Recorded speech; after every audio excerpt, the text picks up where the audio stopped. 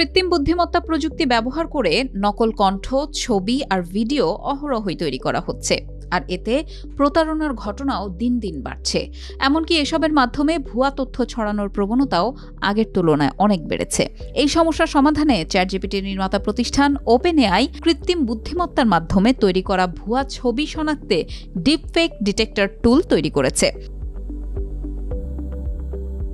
টুলটি কাজে লাগিয়ে ওপেনএআই এর ডাল-ই ইমেজ জেনারেটরের মাধ্যমে তৈরি করা যে কোনো কৃত্রিম ছবি শনাক্ত করা যাবে। এরই মধ্যে বেশ কয়েকজন গবেষককে টুলটির কার্যকারিতা পরীক্ষা করতে দিয়েছে ওপেনএআই। ওপেনএআই এর তথ্যমতে ডিপফেক ডিটেক্টর টুলটি মিডজার্নি বা স্ট্যাবিলিটি সহ অন্য প্রতিষ্ঠানের ইমেজ জেনারেটরের মাধ্যমে তৈরি করা কৃত্রিম ছবি এখনও শনাক্ত করতে পারে না। আর তাই প্রযুক্তি বিশেষজ্ঞরা ধারণা করছেন ডিপফেক ছবির বিস্তার ঠেকাতে টুলটি তেমন ভূমিকা রাখতে পারবে না। বিষয়টি অজানা নয় ওপেনএআই এর কাছেও। তাই সমস্যা সমাধানে টুলটিকে আরও উন্নত করতে কাজ শুরু করেছে প্রতিষ্ঠানটি।